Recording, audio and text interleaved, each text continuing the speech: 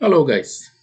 Today we're going to talk about a very short topic. It's gonna be very short lecture. We're gonna talk about equilibrium of bodies and their two or three forces only. It's a complementary topic to what we have been discussing about equilibrium of rigid bodies. So I'm gonna lecture for a very short period of time, 2 maybe less minutes, and then we will do examples about this and some other examples about the equilibrium of rigid bodies in general. Let's get started. What do we mean by equilibrium of bodies under two or three forces only? Let me draw here a general body here under the action of two forces only. Force 1, force 2. What can we say about this? If we have this body under only those two forces, well, these forces cannot be arranged the way I put it in there, because if I draw the line of action of the forces and I slide the forces along their line of action, let's move F1 up to here, and F2 up to here. Then if we get the resultant of those two forces, then I can do it by the parallelogram method by creating this parallelogram here. And then we have the resultant force here,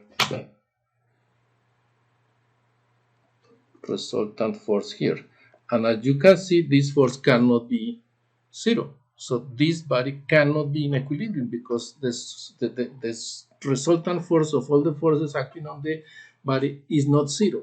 So this is going to be moving with acceleration. So the only way for this to be zero is if this force measures zero. The only way for this to measure zero is that, for example, this force 2 is aligned in this position like this. Let's put it here in green. Only that this force is in this direction and it has the same magnitude of this one. So that's what we can say about a force that is subjected to two forces only. The two forces have to be aligned in the same line of action, and they have to have the same action. So the only option here is then if I draw the body here again, if I have this force here,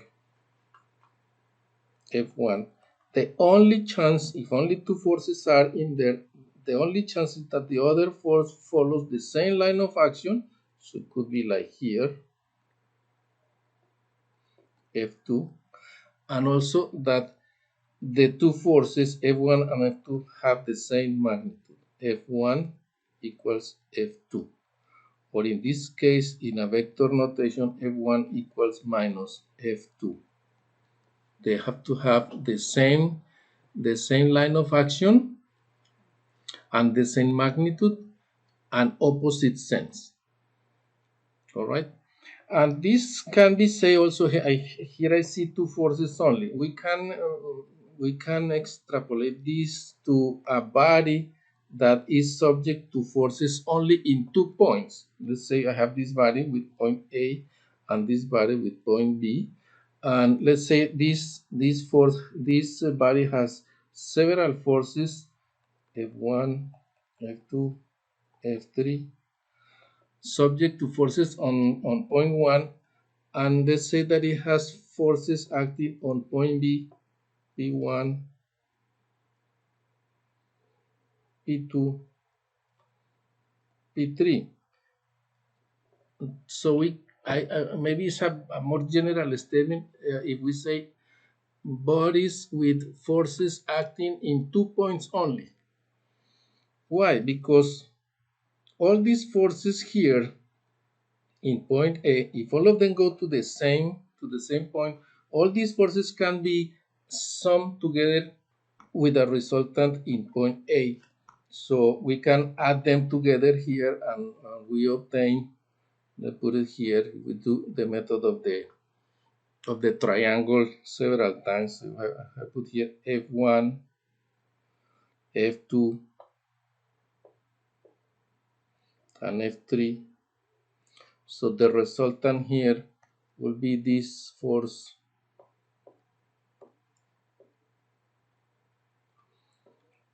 resultant of F's.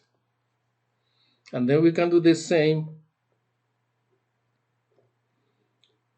here on point B. We can add, say, P1, P2, and P3. And the resultant here will be this force resultant of P.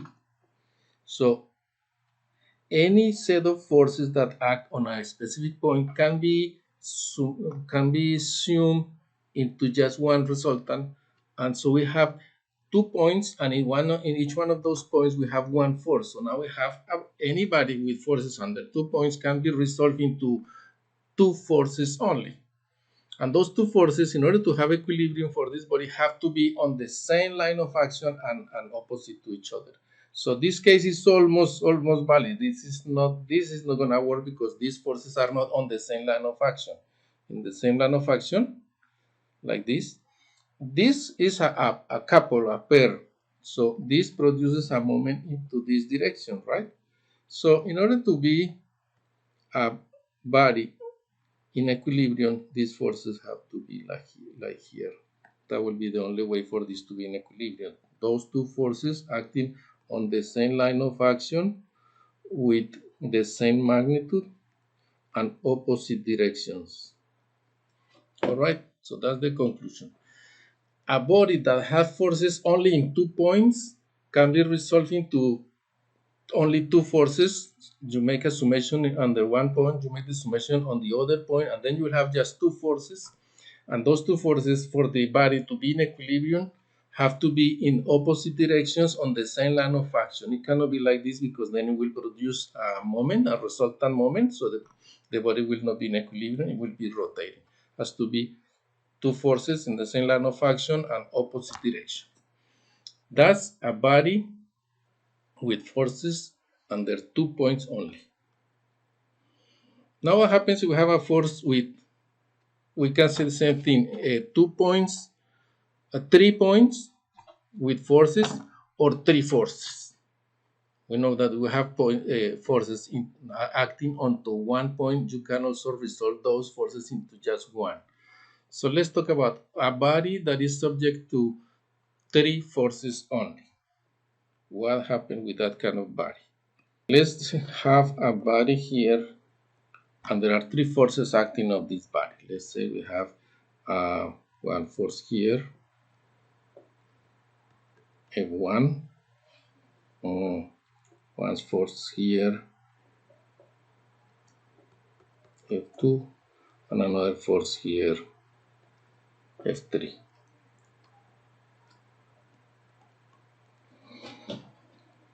These forces are acting into 3 points, A, B, and C.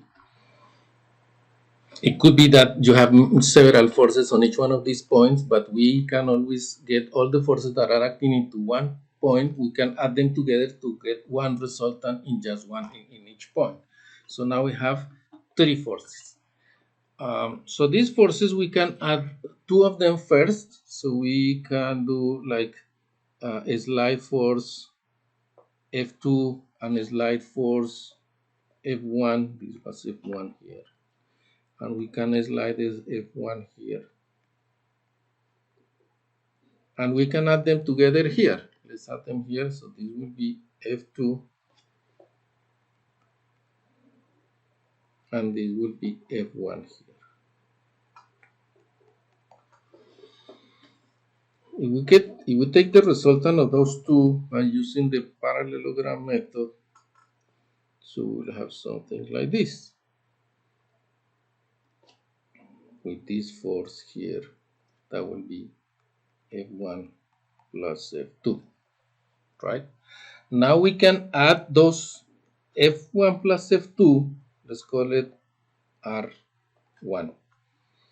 And we can slide that one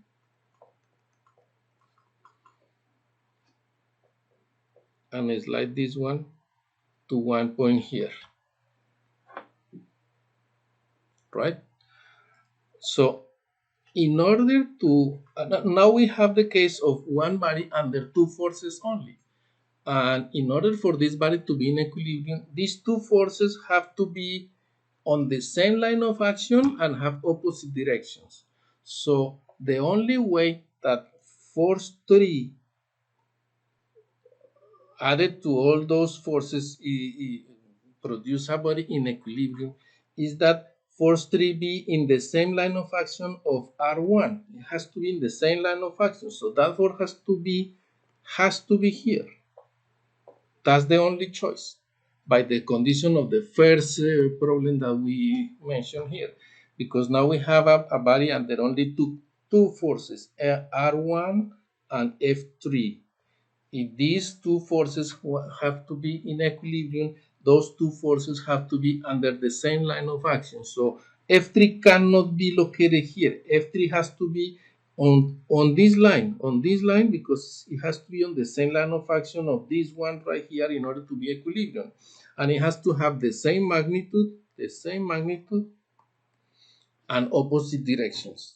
So if force 3 has to be in the same line of action of R1.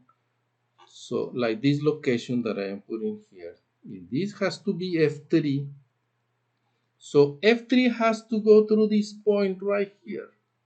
So what does that mean? That means that if F3 has to pass by this point right here, and this is the point that there is a point that is shared by the line of action of F1 and the same line of action and the line of action of F2.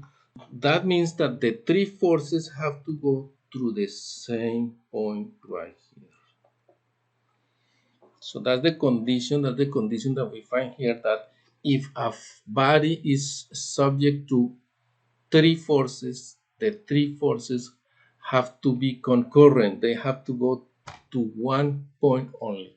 That's the only way that you can have equilibrium of the three forces. Let me do another graph here to kind of clean up that idea.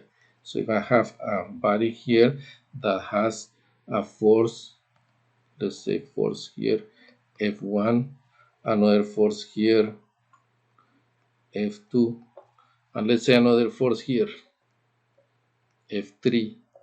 The only chance for this body to be in equilibrium is that these three forces pass through to one single point.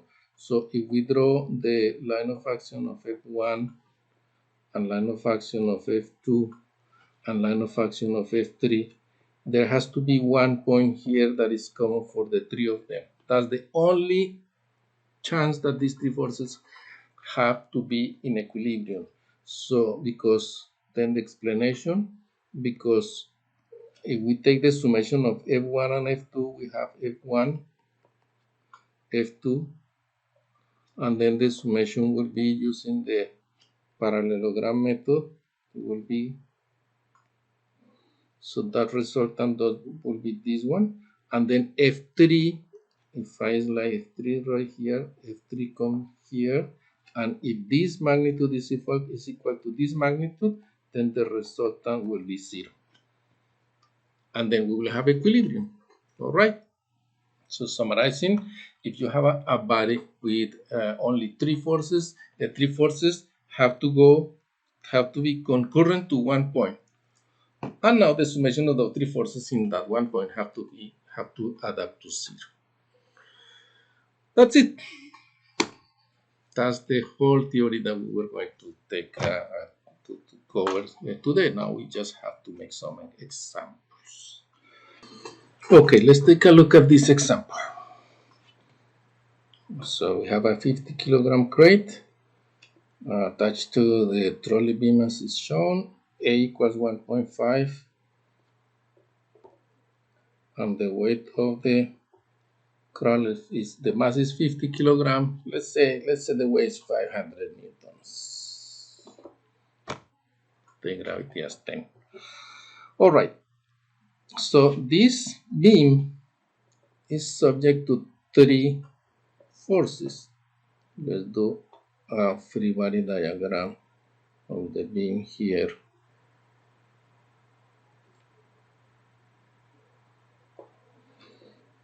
And what three forces? We have with this force here, let's call it T, let's call it TCD, TCD. We have another force here, the weight 500 newtons, and another force here. So we have three forces. We have this line of action here. So the other force has to go through this point. It has to. So the force at the support B has to have this direction.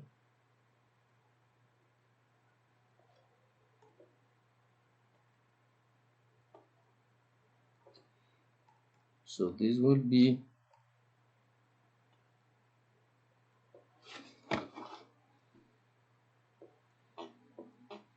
reaction B. So we have some dimensions that we have to put here. For example, this distance is 0.4, this distance is 1.5. We have another line here, the line of action of the tension CD goes up to this point D here, which is 1.4 from here and 0.4 from here. So we can do a triangle of these three forces that will be force CD,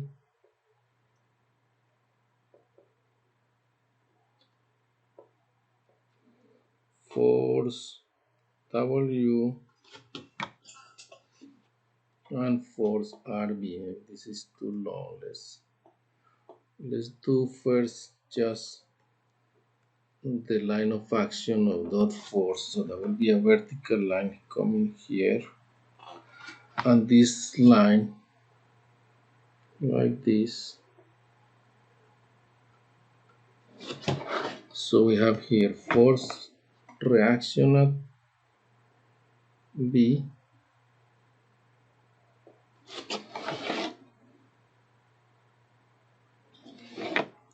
and W, and this is T sub CD. So if we find some angles in this triangle, we can solve this quite easily. Let's see what we can do about it. We know 1.4 here. So basically we need to find either this angle, or this angle here. Probably if we do this line here and we have 55 degrees here, 55. So we already have this angle here, 55. I guess we can find this angle here. Let's see. If we have 55 here, we already know this one right here is 35. So we just need to find this little piece here.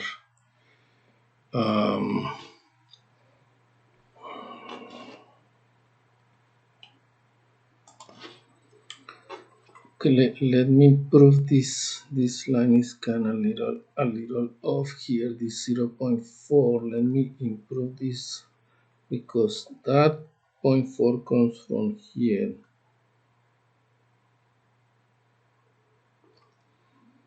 So we have here 0.4. So if we can get this distance here, since this is 1.5, we can find this angle here, which is, let's call this one here alpha. That would allow us to find alpha. So let's find this distance here, x. This distance here, we can get it from 1.5 at the angle 35 degrees, because tangent of 35 degrees is equal to, sorry, this, let's call this one d1, d2, d1 over 1.5, so d1 equals 1.5 tangent 35, so d1 equals 1.5 tangent 35, 1.0503, 1.0503. 1.4 minus this give us this 1.3 d2.349635. d2 equals 1.4 minus d1 equals 0.3497. Okay, 0.3497 plus 0.4 plus this 0.4 here give us the total height here in order to find this angle. So the angle, let's give it a name here, beta will be tangent minus 1 of the total distance here, which is 0.3497 plus 0.4 divided by 1.5 here, 1.5. So beta will be equals to 0.3497 plus 0.4 divided by 1.5 tangent minus 1, 26.5555556, 26.556. So alpha, the one that we want to get, alpha will be beta plus 35 equals to this plus 35, 61.5556556 degrees. All right, so now we can get our triangle a little better. Let's move this a little over here, make it a little larger too, so we can see it better. So alpha is equal to 61.556. W is 500 newtons. So we can use here the line of sign, the law of sines.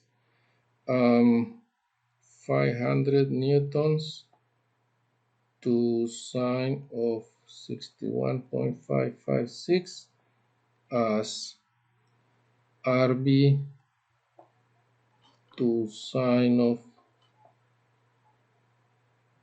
55.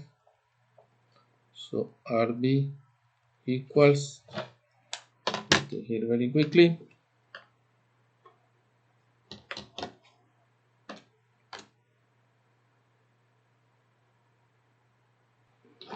RB equals 465.81.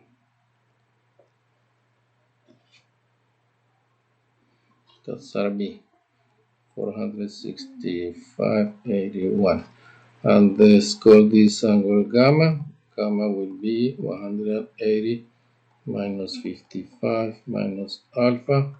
That will be 180 minus 55 minus alpha 61.556 63444 63444.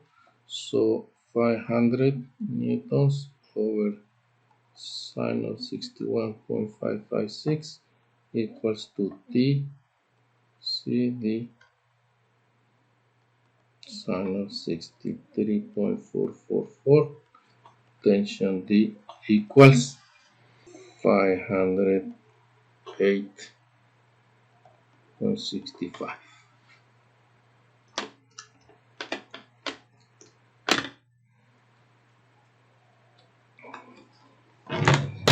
Okay, that will be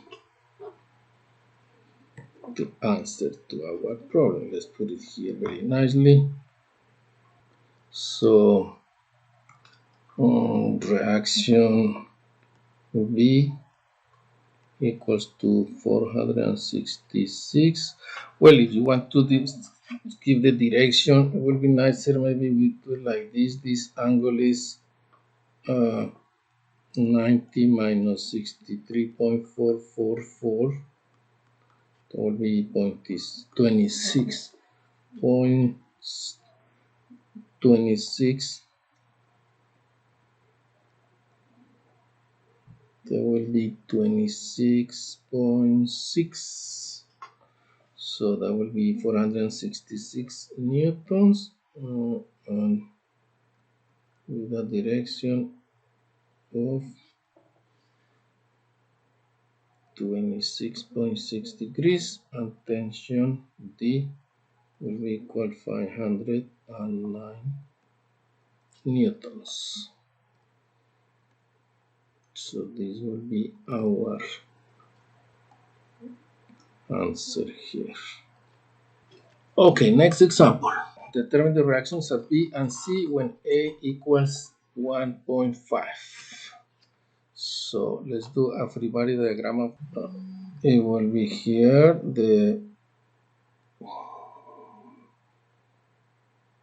Will be something like this, with a force here 50 pounds, another force here at this is point A. At point B we have a force that, look at this, we have this element CD. If we do a drawing of the element CD, something like this, have 5 inches here, 3 inches here. It has support here and support here. So this is an element that has only forces only in 2 points. So according to what we saw before, there will be forces only in 2 points. These forces have to be on the same line of action and opposite, and with the same magnitude. So we can draw this line here from one point to the other one, and the forces under that element CD is the element CD. So it's gonna have one force here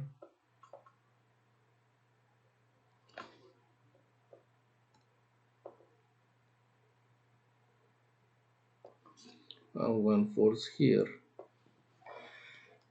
that have a direction that is known, because it goes from point C to the line that goes from point C to point D determines the direction of those lines. So let's call this force, let's call it force D. Actually, this letter here is not B, it's D. So we don't care about this force here, we don't care about that one, but it's the same as FD. What we need to know is the direction of force D. So this force D is action reaction force with this force here. So we can call it also force D. It's the same force. So from this construction here, we are determining the direction of force D based on the fact that the element CD is an element with two forces only. So the direction of the forces is given by the line that joins the point C and D. That's the direction of force D. That will be helpful because our diagram of the bar AD or ABD, this is the point B. This is a bar under under three forces. So if we draw the lines of action, let me move this a little bit lower here. Let's move this lower here. So we have the line of action. We have the line of action of the force of 50 pounds going up like this. The line of action of the force FD that comes like this. So that determines one point here. This point here, let's call it E.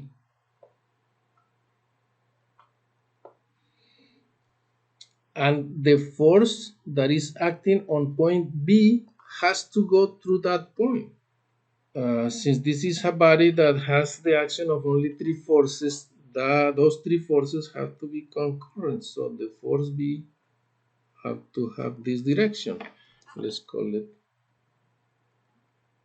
FB, right?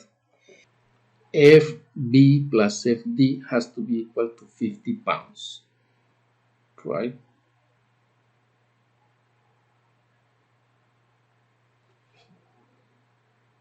So if I do FD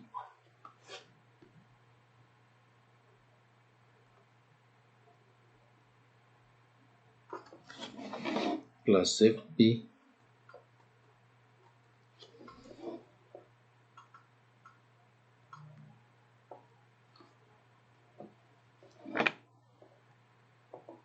and then this goes down here, 50 pounds. That will be the construction of the triangle. FB plus FD plus 50 pounds equals to 0. The summation of the three forces equals to 0, equilibrium. So that's what we have here. FB plus FB plus 50 equals to 0. So we go back to the same origin. So the resultant is this force that goes from here to here, from the same point to the same point. So that's a resultant 0. All right, so how are the angles of this triangle? We know the direction of FD because that comes from this diagram right here, because that direction is known. So using the 3 and the 5, we can find this angle. Let's call it alpha. Tangent alpha is equal to, is the same, alpha here is 3 over 5. 3 over 5. Therefore, alpha is equals to 30.964 degrees. So we have alpha. With that alpha, we can find this total height here that would allow us to find the other angles that we need. So that total height here, let's call it big H.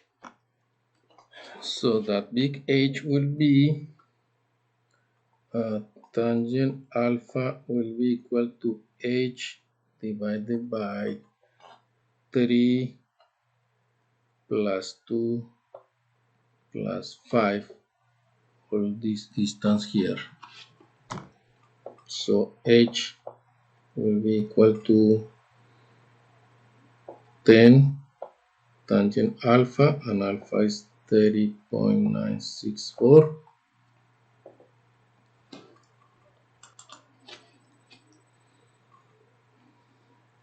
So big H equals to 6. Good. This height here, no, it's too little. This height here is A, which is 1.5.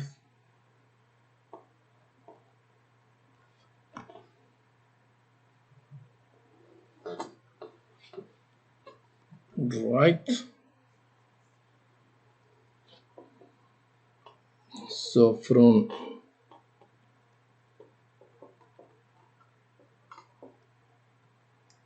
So this distance from E to B,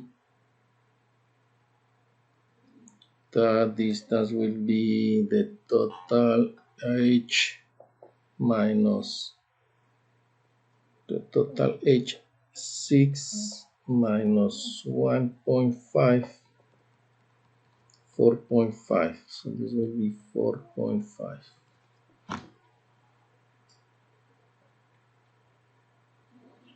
And this distance here is 3. And this distance is 3. And this distance we don't have it. And this is 7.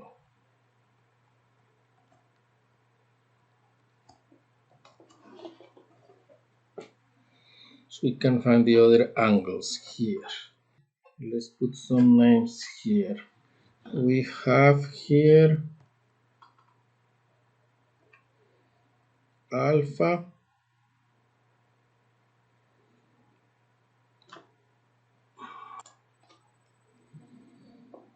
and let's call this one, don't have any beta yet, let's call this one beta here.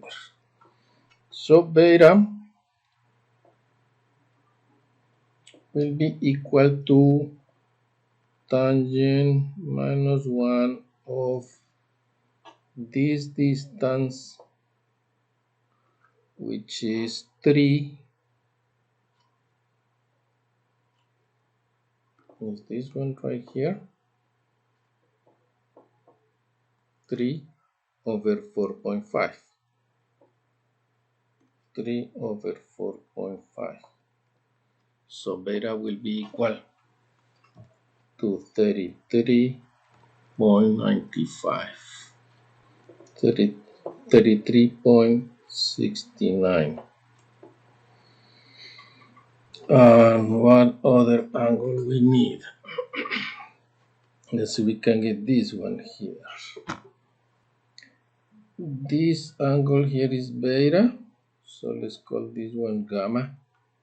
Gamma will be equal to 90 minus alpha minus beta, so it will be 90 minus alpha. That we said alpha was 30.964 minus beta, this is 33.69. So that angle will be 25.346. 25.346 degrees. So that's gamma. So we have beta, we have gamma. Again, we have everything. We can have also this one right here, like 180 minus, let's put it here. This is 180 minus alpha minus, minus beta minus gamma equals 120.96. 120.96 120.96. So we have the three angles, we can get everything.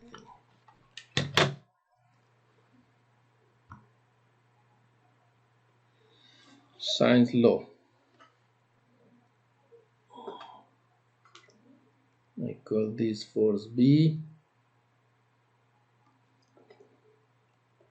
Force B is a sine of 120 0.964 as 50 pounds is a sine of gamma, which is sine of 25.346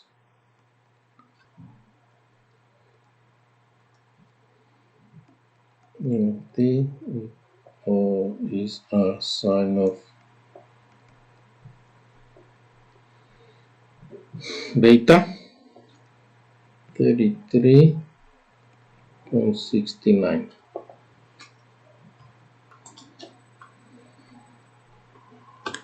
And from here, you just sort that you get FB equals 100 pounds. FT equals 64.8 pounds. And if you want to put the directions, FB has a direction in this direction. That will be gamma plus alpha. 25.346 plus alpha 30.964, 56.3 degrees. And force D is a direction of alpha.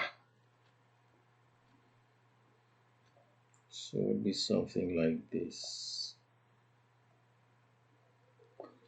30.96 or 31.0 degrees.